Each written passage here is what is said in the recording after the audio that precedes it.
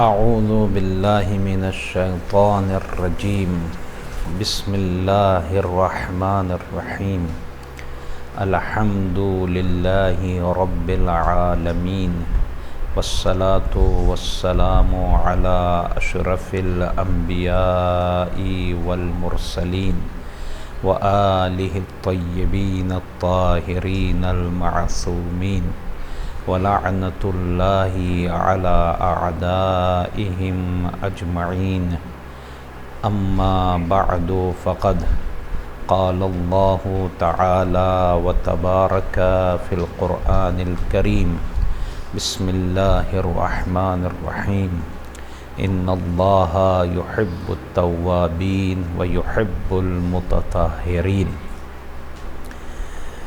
پروردگار عالم قرآن مجید میں یہ اعلان فرما رہا ہے کہ اللہ کو توبہ کرنے والے اور پاک و پاکیزہ رہنے والے لوگ محبوب ہیں۔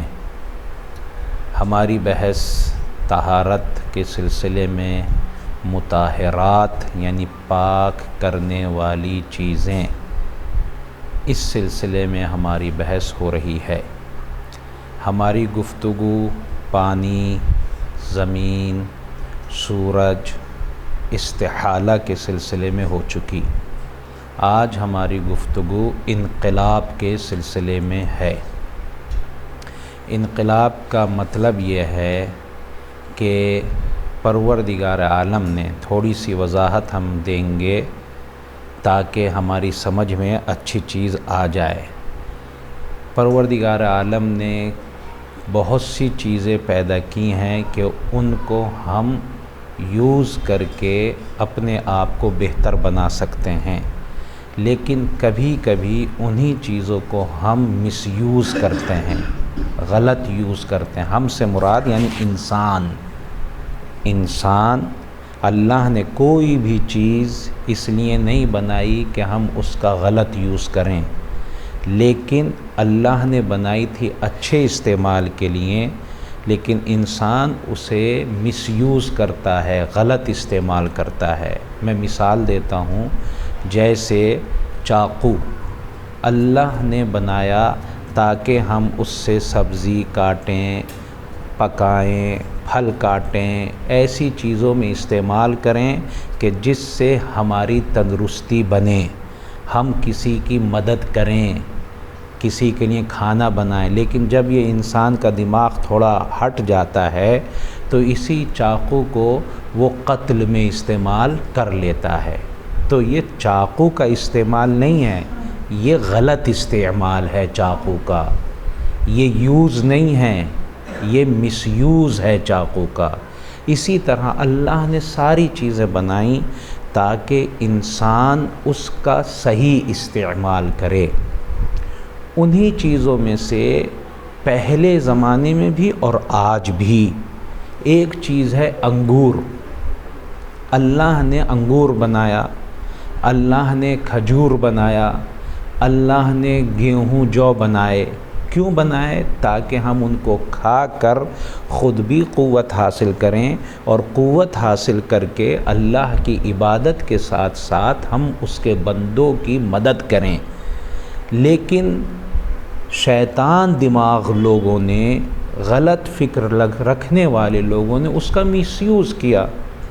اس کو انگور سے آپ اتنی اچھی چیز بنا سکتے ہیں جس کا نام ہے سرکہ بنا سکتے ہیں۔ بنانے کے بعد حتیٰ ہماری شریعت میں یہ مستحب ہے کہ دسترخوان پر سرکہ رکھنا چاہیے، یہ مستحب ہے۔ حتیٰ بعض احادیث میں یہ بات آئی ہے کہ ائمہ اس دسترخوان کو پسند نہیں کرتے تھے کہ جس دسترخوان پر سرکہ نہ ہو۔ کیوں ہے یہ؟ اس لیے کہ سرکے میں ایسی کچھ خاصیتیں ہیں جو ہمارے معدے کے لیے بہت فائدہ مند ہوتی ہیں۔ جس طرح سے مستحب یہ ہے کہ اگر انسان بیمار نہیں ہے تو مستحب یہ کہ نمک کی تھوڑی سی چٹکی کھانے سے پہلے کھائے، کیوں؟ اس لیے کہ یہ فائدہ پہنچائے گی، معدے کو تیار کرتا ہے نمک، بالکل ویسے ہی جیسے ہم ہاتھ وغیرہ دھوتے ہیں، ایسے ہی یہ نمک کی خاصیت ہے کہ وہ معدے کو آمادہ کر لیتا ہے، غذا کو ہضم، اگر بیمار نہیں ہے۔ ہاں کسی کو بیمار ہے، کوئی آدمی جس کو بلڈ پریشر کی بیماری، اس کے لیے نہیں، ہم جنرل بات کر رہے ہیں، ہم جنرل عام آدمی کی بات کر رہے ہیں۔ بیمار کو جیسے ڈاکٹر نے حکیم نے بتایا ہوگا وہ ویسے کرے گا، یہ نارمل قانون ہے ہمارے کہ اسی طرح اللہ نے سرکہ بھی بنایا تھا۔ لیکن بعض لوگوں نے سرکہ بنتا کیسے ہے؟ سرکہ انگور کے ذریعے سے اس کو اتنا ابالا جاتا ہے رس کو اس کے کہ وہ 2/3 اس کا ختم ہو جائے، پھر وہ سرکہ بن جاتا ہے۔ لیکن بعض لوگوں نے اس کو شراب بنا دیا، جس سے نشہ کرنے لگے، غلط مس یوز کر دیا، دماغ خراب ہو گیا، گنے کا، کھجور کا، انگور کا، حتیٰ گیہوں کا، حتیٰ جو کا مس یوز ہونے لگا یہ۔ لیکن پھر بھی اللہ نے چھوڑا نہیں آپ کو اور ہمیں، اللہ نے کہا اگر کسی نے ایسا کر بھی دیا ہے تو آپ اس میں نمک ڈال کے یا سرکہ ڈال کے یا کبھی کبھی قدرتی طور پر اللہ یا اس کو خوب پکا وکا کے اس کو چینج کیا جا سکتا ہے سرکے میں۔